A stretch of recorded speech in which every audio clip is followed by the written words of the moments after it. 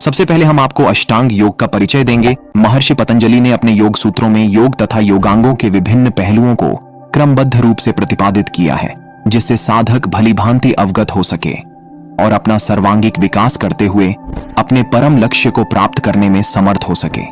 अष्टांग योग साधकों के लिए महत्वपूर्ण और परम उपयोगी दर्शन है।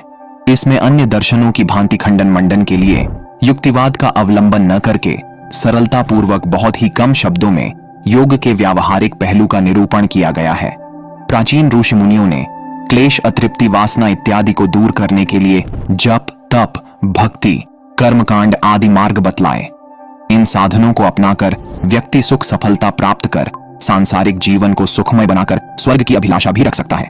किंतु परमानंद की प्राप्ति, आत्मा का अंतिम लक्ष्य व सच्चा ज्ञान, कैवल्य मोक्ष को प्राप्त करने के लिए इन साधनों से उच्च साधन की आवश्यकता है। इन उच्च साधनों को हम योग विद्या से प्राप्त कर सकते हैं, क्योंकि योग विद्या पूर्णतः क्रियात्मक है।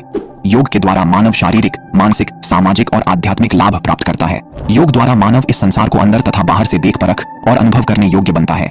योग सूत्र आज से 2000 वर्षों पूर्व महर्षि पतंजलि द्वारा निर्मित सूत्रों का संग्रह है, जिसकी प्रामाणिकता आज भी सिद्ध है। अन्य प्रकार के योग भी योग सूत्र पर आधारित है।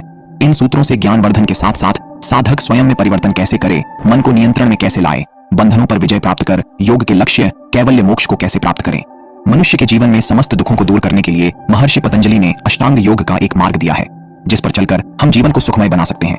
अष्टांग योग के ऊपर में जितना बताऊं उतना कम है। अष्टांग योग को 8 अलग अलग चरणों वाला मार्ग नहीं समझना चाहिए। यह 8 आयामों वाला एक मार्ग है, जिसमें 8 आयामों का अभ्यास एक साथ किया जाता है। योग के ये 8 अंग हैं: यम, नियम, आसन, प्राणायाम, प्रत्याहार, धारणा, ध्यान, समाधि। इनमें बहिरंग योग है यम, नियम, आसन, प्राणायाम, प्रत्याहार, और अंतरंग योग है धारणा, ध्यान, समाधि। अब आपको लगता होगा बहिरंग योग, अंतरंग योग ये क्या है? रुक जाओ, बताता हूं। बहिरंग योग का तात्पर्य है उन अभ्यासों से है जिनका उद्देश्य बाहरी तौर पर मानव जीवन का परिशोधन करना है। इसके माध्यम से क्रमशः सामाजिक, वैयक्तिक, शारीरिक, प्राणिक व इंद्रियगत शुद्धि करना संभव है, जिसमें यम, नियम, आसन, प्राणायाम तथा प्रत्याहार आते हैं। और अंतरंग योग का क्या तात्पर्य है? अंतरंग योग के अभ्यास में साधक का उद्देश्य आत्म जागृति व विवेक ख्याति की प्राप्ति है। बहिरंग योग और अंतरंग योग परस्पर आश्रित होते हैं। साधनों में साधक को इन अंगों का संबंधित अभ्यास करते हुए आगे बढ़ना आवश्यक होता है। धारणा, ध्यान व समाधि ये तीनों अंतरंग योग है। इन तीनों को महर्षि पतंजलि का संयम भी कहते हैं।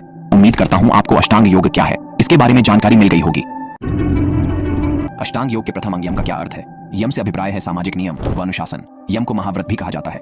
व्रत से तात्पर्य होता है शपथ के रूप में लिया गया संकल्प। इस प्रकार महाव्रत का अर्थ हुआ सर्वमान्य सार्वभौम व्रत, यानी ऐसा संकल्प जो हर समय, हर स्थान पर और हर देश में पालन करने योग्य है। योग मार्ग पर आगे बढ़ने के लिए यम नींव पत्थर के समान है। इसके पालन से ही योग की भव्य इमारत का निर्माण संभव हो पाता है। आइए यम के बारे में विस्तार से जानकारी प्राप्त करें। यम के 5 विभाग है: सत्य, अहिंसा, ब्रह्मचर्य,